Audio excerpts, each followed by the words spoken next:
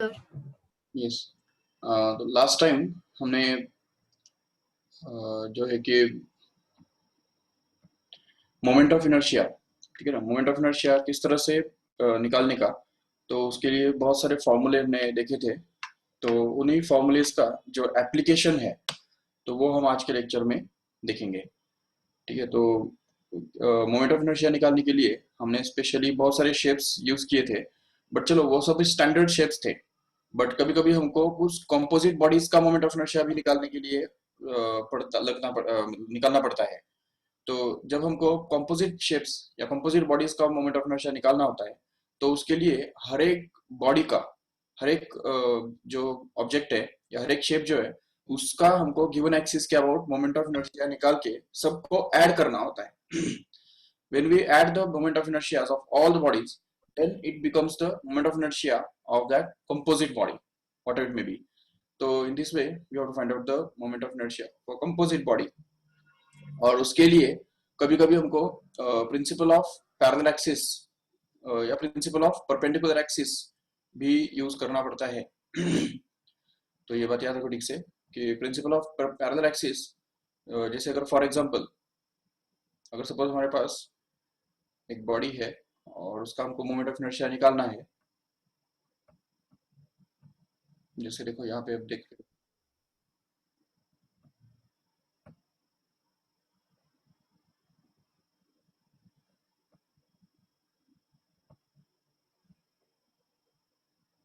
Just an example के तौर पे मैं ले रहा हूँ अभी। देखो देखो, एमसीक्यूज तो हम करेंगे जस्ट 2 मिनट में स्टार्ट करेंगे। बट अभी एक एग्जांपल के तौर पे तुमको बताता हूँ। अगर मान लो कि एक 3 स्पीयर्स हैं, ओके, 3 स्पीयर्स, और 2 स्पीयर्स उसमें से ऐसे है जो,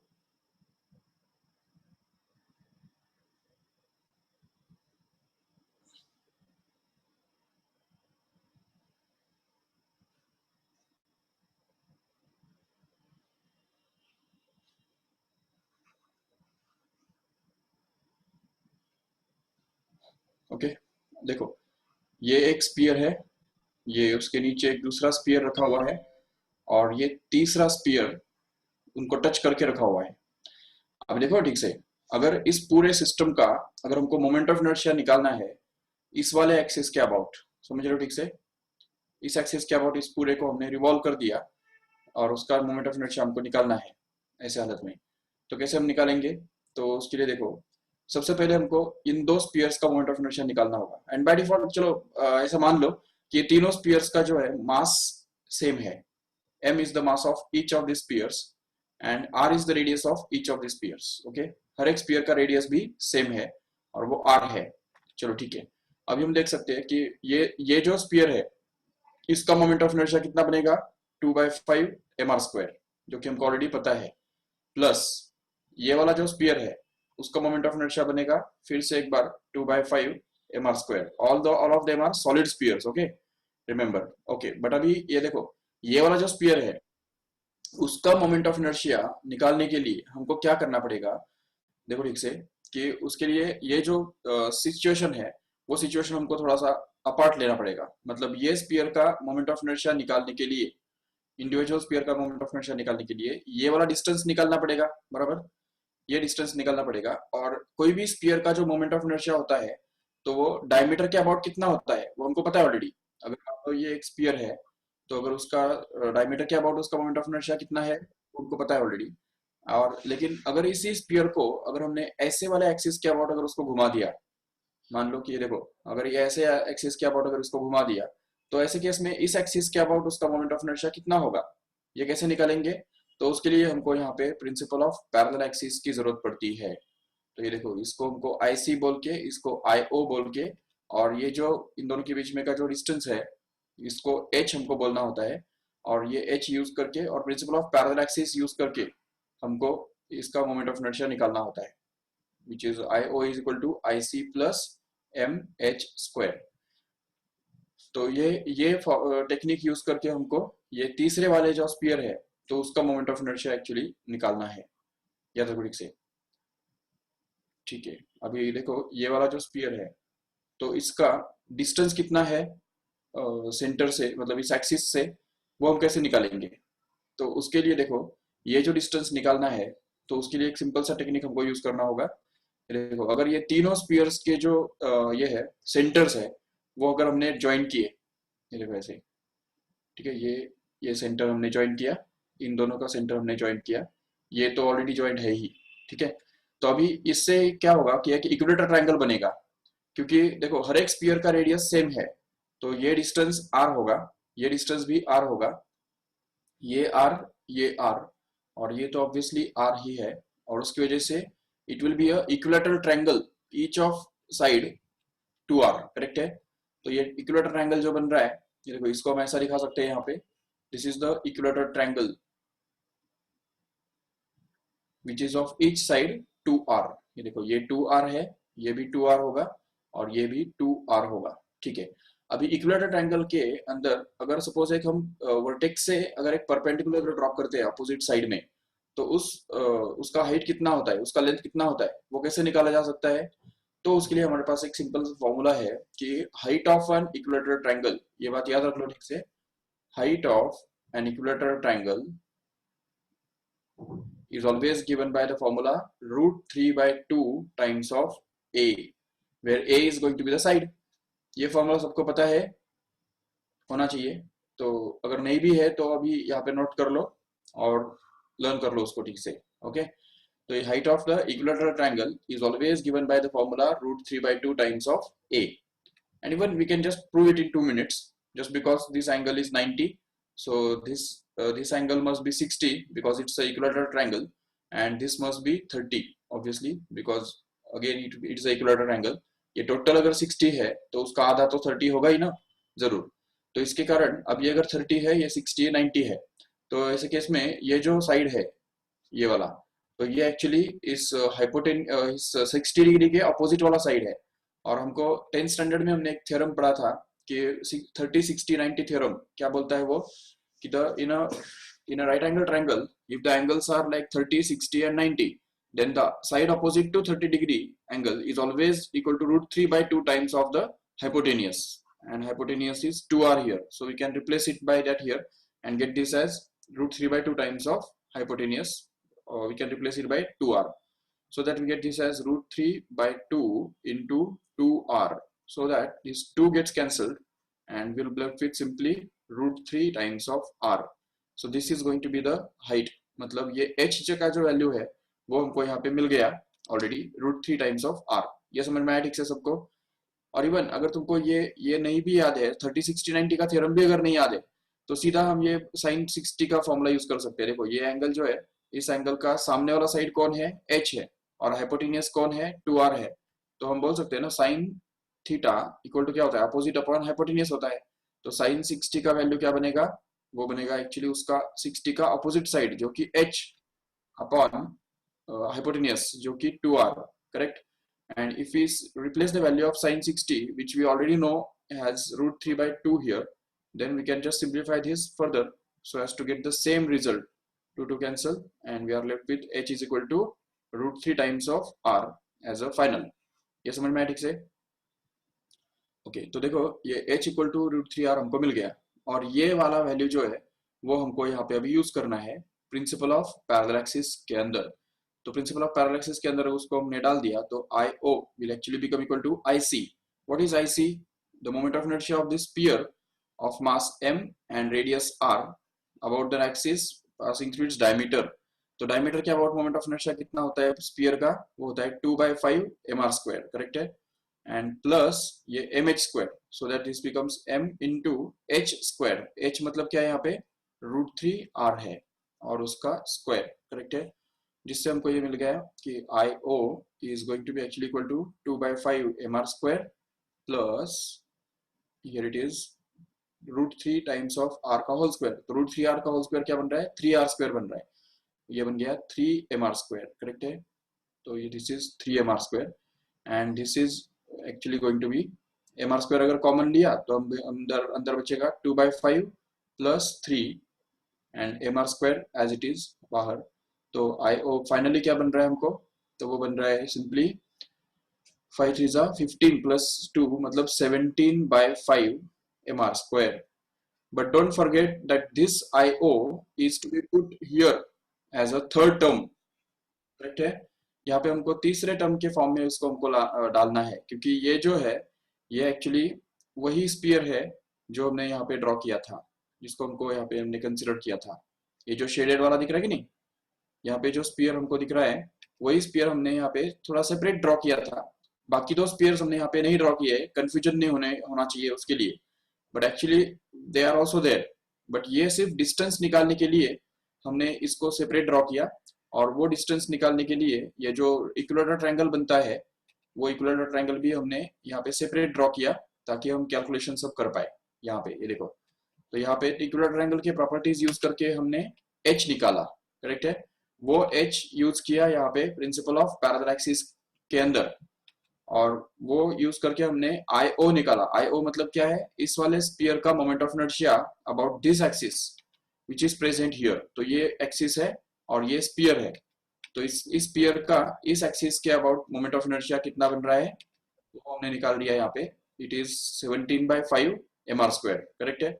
And if we replace it as a third term here, then we can get this as 17/5 mr square, and then we'll have to add all these so as to get the final answer, that is the moment of inertia of the whole system, which is going to be actually mr square can be taken common, and here 2/5 plus 2/5 and 17/5 kept as it is, and mr square बाहर, जिससे हमको ये मिलता है 2 + 2 is 4, 4 + 17 is 21, तो 21/5 mr square. This is actually going to be the final answer, you can see. So देखो यहाँ पे, तो इस तरह के टेक्निक्स हमको यूज करने होते हैं। तो यहाँ पे हमने principal of parallel axis use किया in order to find out the moment of inertia of this complicated system. So the moment of inertia of any composite system can be found out by finding the moment of inertia of each of that part and just replacing that by the and adding the moment of inertia of all those objects as well. तो ये बात याद रखो ठीक से। इसमें अगर कुछ डाउट है तो पूछो, और अगर समझाए तो स्क्रीनशॉट ले लो फटाफट।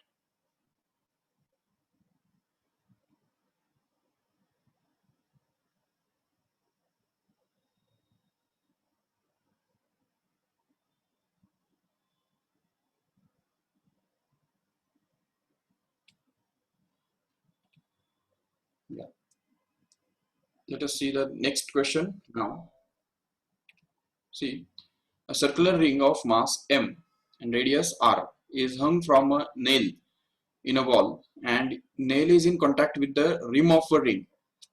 If the ring is oscillating in its plane about an axis passing through the nail, then the expression for moment of inertia is either mr square by 2 or 3mr square by 2 or mr square or 2mr square. It's very simple, we have done it last time. अगर आपने याद होगा आपको, तो हमने last time ये किया था। ये स्टैंडर्ड रिजल्ट ही है एक्चुअली। अगर हम यहाँ पे एक रिंग ड्रॉ करते हैं इस टाइप का, ये सपोज रिंग है और यहाँ पे एक नेल है, ये समझो नेल है, ठीक है, और इस नेल के अंदर वो अटका हुआ है, और वो रिंग अगर इस तरह से अगर ऑसिलेट करता है, देखो कभी वो ऐसा बन जाएगा तो कभी वो ऐसा बन जाएगा।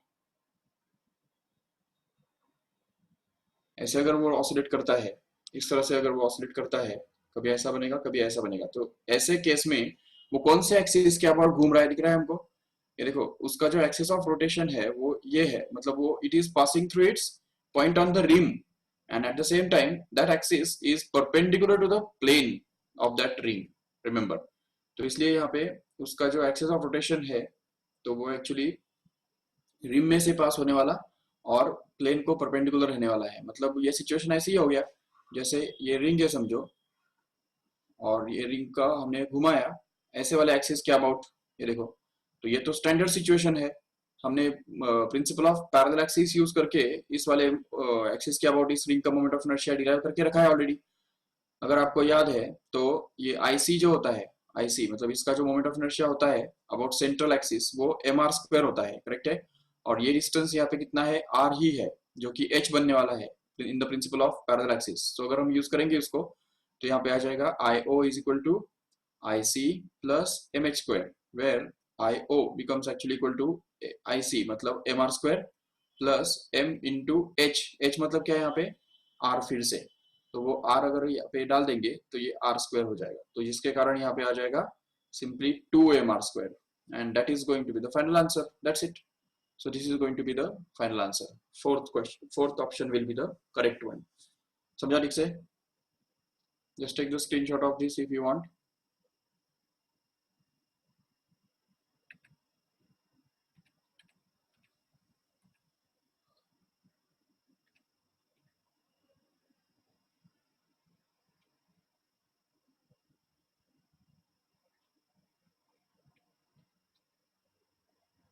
Yes. Go to the next question. Now, see here.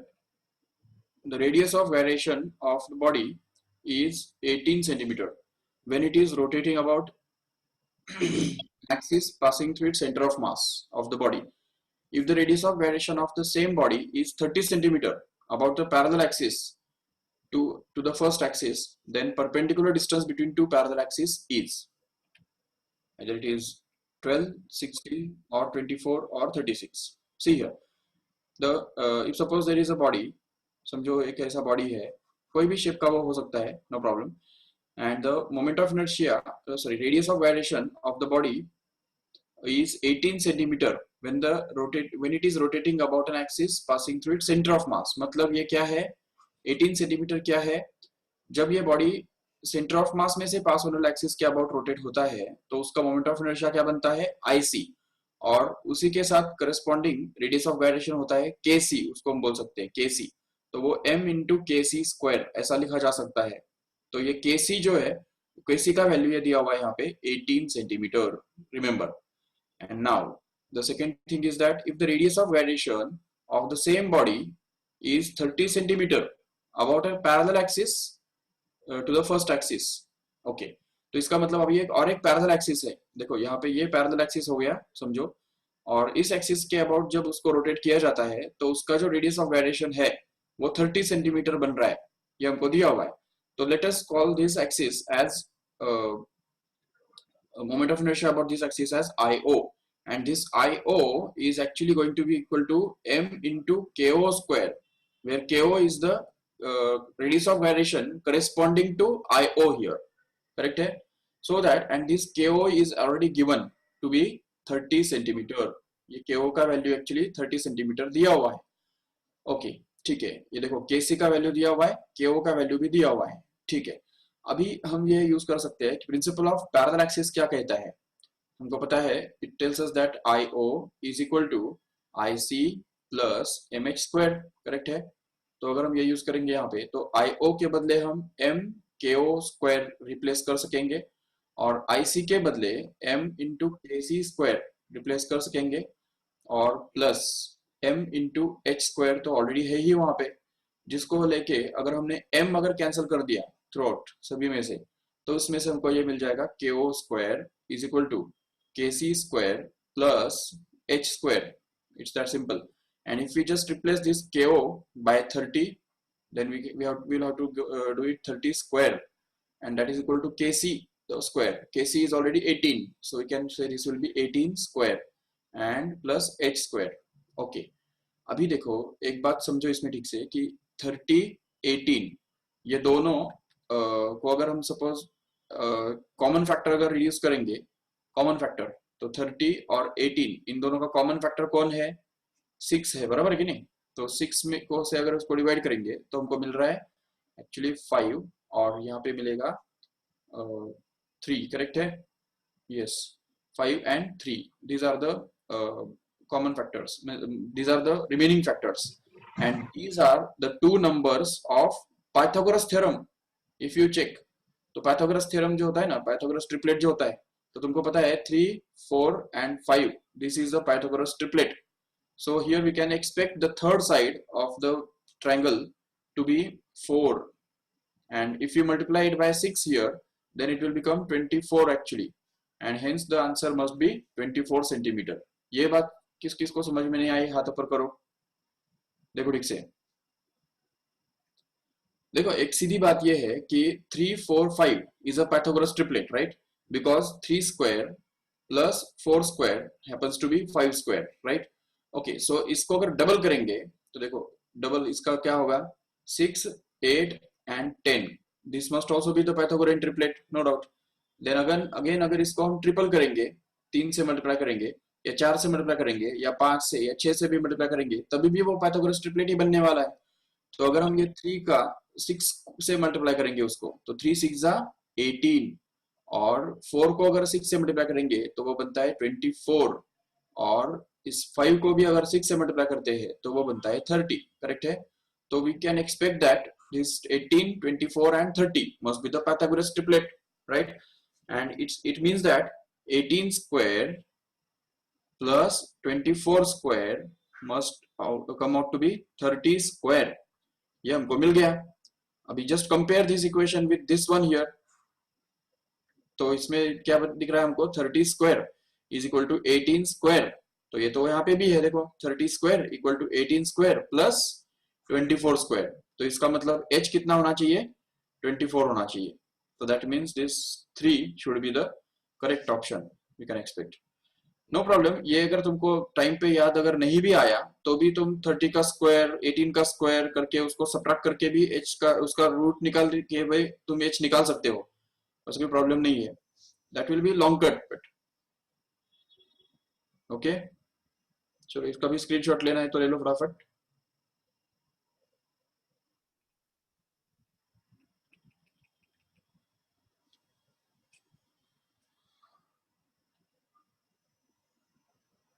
Go to the next one. Yes, just read the question fast. See, 4 point-sized bodies, each of mass m, are fixed at the 4 corners of the light square frame of side length L. The moment of inertia of 4 bodies about an axis perpendicular to the plane of the frame and passing through its center is. तो देखो यहाँ पे ठीक से 4 options हमारे पास है। Okay, सो अभी सोचो, just try to do it yourself. What will be the moment of inertia of the square frame consisting of 4 masses?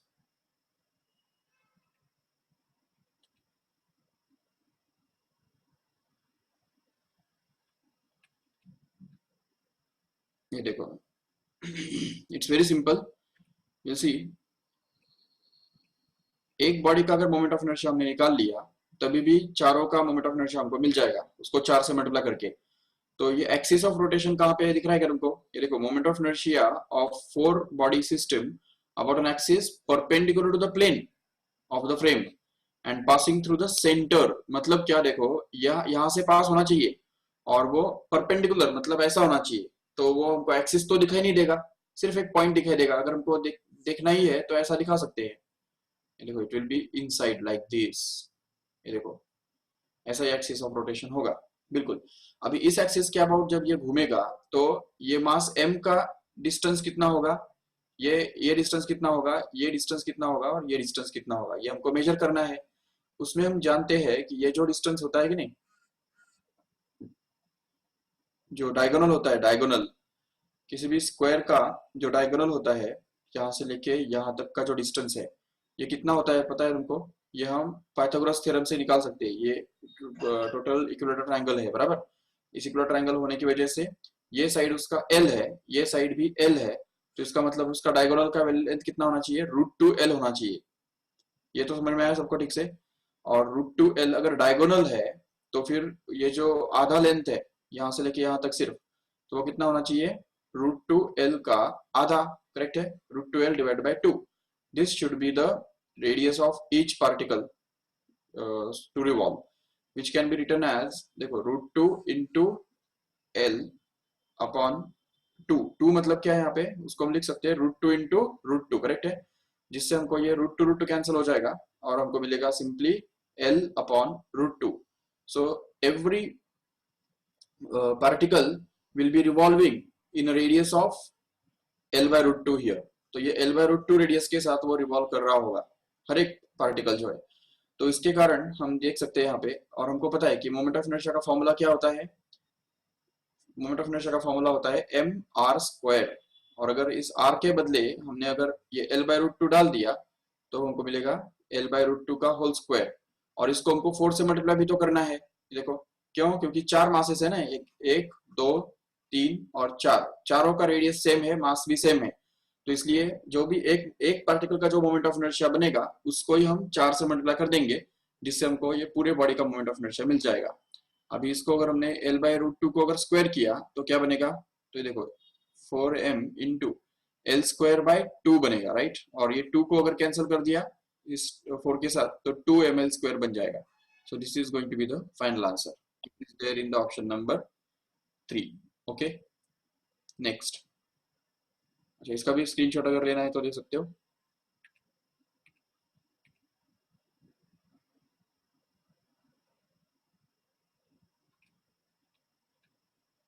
अच्छा देखो, अभी अगर तुमको इसी क्वेश्चन के ऊपर और एक क्वेश्चन अगर पूछा गया कि what is the moment of inertia about an axis of rotation which is passing through one corner and perpendicular to the plane, so how will you do it, let us C.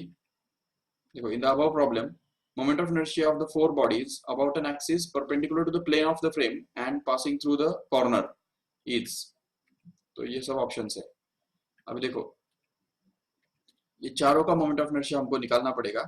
Sorry, ये देखो, अभी suppose ये जो है, ये एक मास, ये दूसरा मास, ये तीसरा और ये चौथा, ये चारों जो है वो स्क्वायर के कॉर्नर पे रखे हुए हैं। और अभी इनको हमको रिवॉल्व करना है about an axis which is passing through one corner and perpendicular to the plane. मतलब ये ऐसे हमको रिवॉल्व करना है उसको, ये एक्सिस जो है वो इसमें से पास हो रहा होगा और परपेंडिकुलर टू द प्लेन मतलब ऐसे होगा वो, परपेंडिकुलर टू द प्लेन, ठीक है। तो ऐसे एक्सिस के अबाउट जब वो रिवॉल्व करेगा, तो ये जब रिवॉल्व करेगा तो उसका रेडियस कितना होगा देख सकते हैं, तो वो रेडियस होगा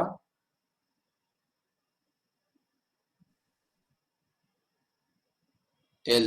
समझा क्यों, radius of that will be L, क्योंकि उसका एक्सिस ऑफ रोटेशन से डिस्टेंस उतना ही है, तो m और रेडियस उसका L है। सेम वैसे ही ये जो मास m है उसका भी रेडियस कितना होगा देख सकते हो आराम से, तो वो भी L ही होगा बिल्कुल। तो इसलिए हम देख सकते हैं यहाँ पे कि L मास चारों का सेम है, लेकिन ये दोनों का डिस्टेंस सेम है, देखो L और L। तो इसलिए इस वाले मास का मोमेंट ऑफ इनर्शिया कितना बनेगा, तो वो बनेगा ml स्क्वायर, प्लस इस वाले मास का मोमेंट ऑफ इनर्शिया कितना बनेगा इसी एक्सिस के अबाउट, तो वो बनेगा m into L square, plus अभी हम बात करते हैं इसकी, ये वाला, इसका तो मास भी m ही है, इसका भी मास m है, लेकिन इसका डिस्टेंस कितना है देखो ठीक से, ये डिस्टेंस जो कि √2l रहने वाला है, √2l। क्यों, क्योंकि it's the diagonal of square and that's why we can consider this distance and use it in the formula for moment of inertia. So its moment of inertia will be m into √2l और उसका square. समझा ठीक से।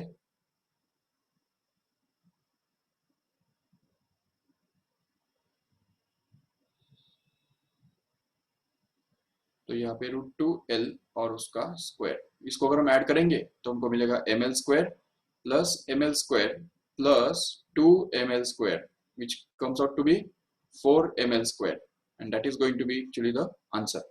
So this is going to be the answer. समझा क्या ठीक से।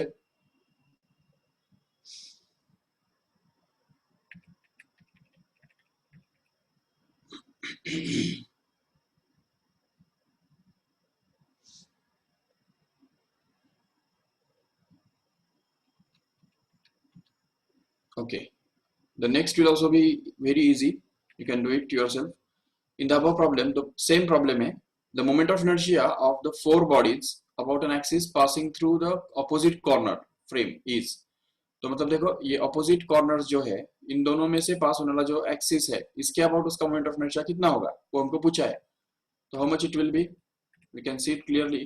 देखो एक सिंपल सी बात ये है कि ये दोनों जो बॉडीज है, ये these two bodies will never contribute into the moment of inertia because their distance r is 0, r 0 है, उनका डिस्टेंस ही नहीं है, तो इसलिए वो उनका मोमेंट ऑफ इनर्शिया 0 हो जाएगा, नो डाउट। लेकिन ये जो दो बॉडीज है, ये वाला और ये वाला, ये दोनों का मोमेंट ऑफ इनर्शिया सिग्निफिकेंट होगा, वो हमको कंसिडर करना पड़ेगा और ऐड करना पड़ेगा। तो ये वाला जो बॉडी है उसका डिस्टेंस कितना होगा यहाँ से, तो देखो ये डिस्टेंस हमको निकालना पड़ेगा, और ये वाला जो बॉडी है उसका भी डिस्टेंस हमको निकालना पड़ेगा, और ये दोनों डिस्टेंसेस अगर ऐड करते हैं तो वो एक्चुअली डायगोनल बनता है जो कि L/√2 रहने वाला है। सॉरी √2l रहने वाला है, बिल्कुल। The diagonal of a square is always equal to √2l, and if we divide it by 2 then it will become l by √2। समझा ठीक से? तो ये देखो, the diagonal is √2l and if we divide it by 2 because we want this much only, तो इसके लिए हमको √2 से इसको डिवाइड करना पड़ेगा, जिससे वो l by √2 मिल जाएगा। अभी अभी जो देखा था ना हमने, तो ये जो है ये r, ये हो गया एक का रेडियस, और ऐसे दो है कि नहीं, तो इसलिए हमको इन दोनों का मोमेंट ऑफ इनर्शिया निकालना पड़ेगा। तो पहले वाले का अगर निकालेंगे तो वो मिलेगा m इंटू, चलो देखो, एक का 0, दो का 0 है, ये देखो ये 0 0 जिसका है वो ये दोनों मासेस है, दिख रहा है ठीक से। और ये जो है l by √3 नहीं √2 है वो, याद रखो ठीक से, दिस इज √2 एक्चुअली। ओके, तो अभी देखो ये m इंटू एल बाई √2 का whole square plus m into L by √2 का whole square, which becomes actually, देखो इसको अगर सॉल्व करेंगे तो ml स्क्वायर बाय 2 प्लस इसको सॉल्व करेंगे तो बनता है ml square by 2 once again, and if we add this up we get this 2ml square by 2, so that 2 gets cancelled and we are left with ml square, which is there in option 3। okay,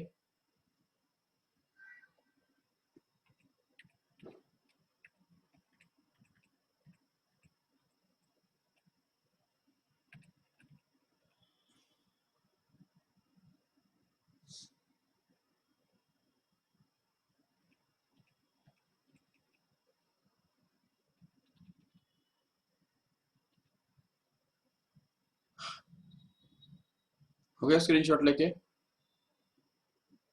yes sir.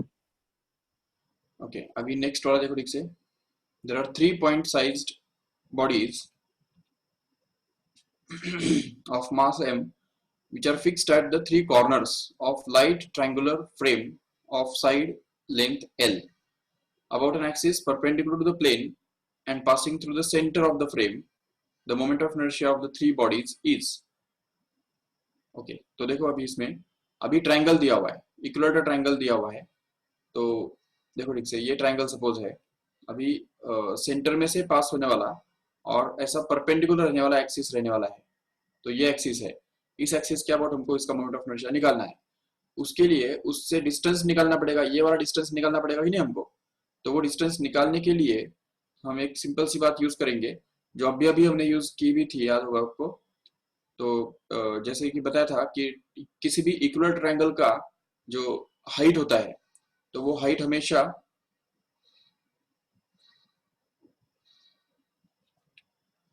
देखो equal triangle का जो height है वो actually √3/2 times of hypotenuse होता है, बराबर। तो हम देख सकते हैं यहाँ पे कि the height of equilateral triangle will actually be equal to √3/2 times of l। Okay, and at the same time ये जो है, ये डिस्टेंस यहाँ से लेके यहाँ तक का डिस्टेंस जो है वो हमको चाहिए एक्चुअली। तो वो डिस्टेंस निकालने के लिए देखो हम क्या करेंगे, तो उसके लिए ये हमको यूज करना पड़ेगा कि सेंट्रॉइड जो होता है ना, centroid always divides the height or median in the ratio 2:1 ratio. Centroid always divides the median in 2:1 ratio। Okay, ये बात याद रखो ठीक से। तो अगर ये बात यूज करेंगे तो इसका मतलब क्या हुआ देखो, तो अगर ये वाला जो डिस्टेंस है ऊपर वाला, तो उसको अगर हम सपोज कुछ मान लेते हैं, स्मॉल r अगर मान लेते हैं, तो वो डिस्टेंस कैसे निकाल पाएंगे? ये देखो,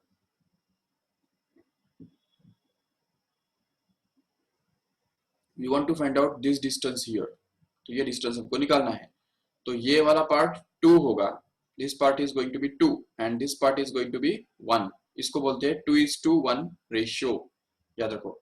तो 2:1 रेशियो में अगर h को डिवाइड करना है, h अगर डिवाइड होता है 2:1 रेशियो में, तो जो दो पार्ट्स बनते हैं तो वो दोनों पार्ट्स कैसे आएंगे? तो फर्स्ट पार्ट आएगा 2/2+1 इंटू h, और सेकेंड पार्ट आएगा 1/2+1 इंटू h।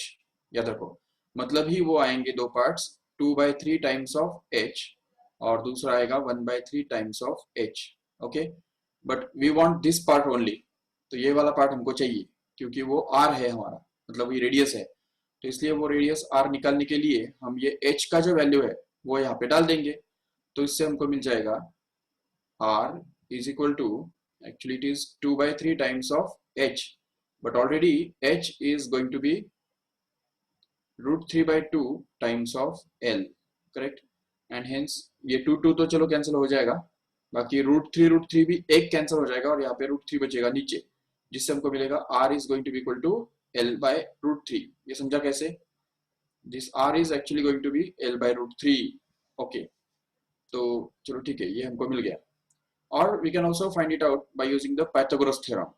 सी हियर, तो पाइथागोरस थ्योरम से भी हम निकाल सकते हैं उसको, बिल्कुल, क्योंकि ये जो डिस्टेंस है ये नहीं, वो भी हमको पता नहीं है ना। ठीक है, once we get this r we can easily find out the moment of inertia. तो मोमेंट ऑफ इनर्शिया कितना मिलेगा हमको? देखो, तो पूरे सिस्टम का जो मोमेंट ऑफ इनर्शिया है वो रहेगा 3 times of moment of inertia of any one, correct है, क्योंकि तीन मासेस है ना यहाँ पे, ये एक, ये दूसरा और ये तीसरा। तो तीन मासेस का मोमेंट ऑफ इनर्शिया, मासेस भी सेम है, डिस्टेंसेस भी सेम है, करके हमको 3 गुना करना पड़ेगा एक मास का मोमेंट ऑफ इनर्शिया निकाल के उसको 3 से मल्टीप्लाई करने का, जिससे हमको ये मिल जाएगा 3 times of I1 which is going to be m into r square. So this is m into r square, but r is what? We already have it as, ये देखो r मतलब यहाँ पे l by root 3 है, बराबर। तो ये l by root 3 अगर यहाँ पे डाल देंगे तो उसका स्क्वायर करने के बाद क्या बनेगा? वो बनेगा 3m into l square by 3, so that this 3 gets cancelled and what we are left with is the final moment of inertia becomes equal to ml square, that's it। ठीक है, तो ये भी देख लो ठीक से। और इवन जो मैं बता रहा था कि एल्टीट्यूड जो होता है, मतलब ये जो हाइट होता है, वो एक्चुअली हम निकाल सकते हैं आराम से पाइथागोरस थ्योरम से, जैसे उन्होंने यहाँ पे निकाला है, देखो L square plus L by two का होल स्क्वायर, मतलब ये जो ये साइड का स्क्वायर, नहीं माइनस होना चाहिए, यहाँ पे माइनस होना चाहिए, माइनस, ठीक है। तो देखो ये L square minus L by two का स्क्वायर, जिससे हमको मिलेगा इसका स्क्वायर, समझा ठीक से। तो इसलिए उसका स्क्वायर रूट निकाल के हमको ये मिल जाएगा, जो कि अगर हम L square by four, L square minus L square by four करेंगे तो हमको रूट 3 बाई 2 एल मिल जाएगा। तो वो तो एल्टीट्यूड हो गया। ठीक है, वही वही उन्होंने अलग मेथड से किया है, but answer is the same. Okay, समझा ठीक से। Take the screenshot of this also.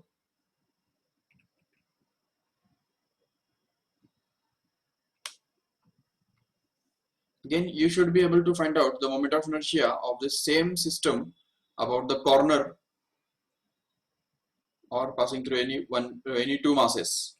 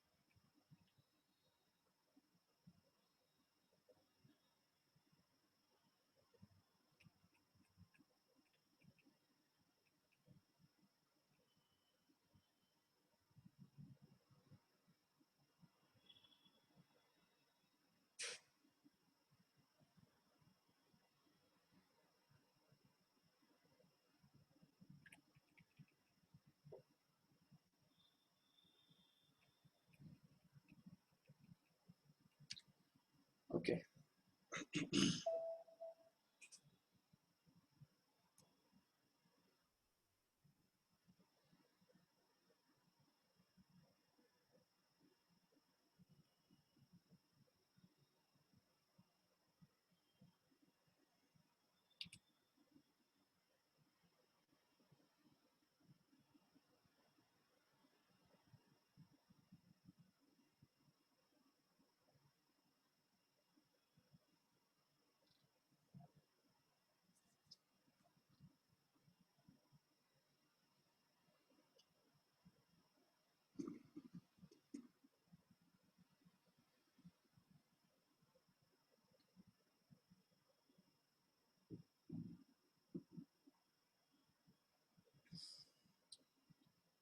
ठीक है, तो इस टाइप के क्वेश्चंस थोड़ा करके देखो, और सो we'll just discuss the next questions in the next lecture.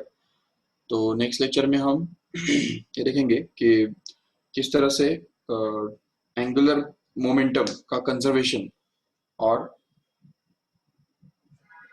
Angular momentum के अंदर क्या रिलेशनशिप होता है, एंगुलर मोमेंटम के अंदर और kinetic energy, rotational kinetic energy के अंदर क्या रिलेशनशिप होता है, और उनके बीच में जो रिलेशनशिप है वो उसके ऊपर बेस्ड जो क्वेश्चंस है वो हम कल के लेक्चर में करेंगे। ठीक है, so let us stop here. Thank you, sir.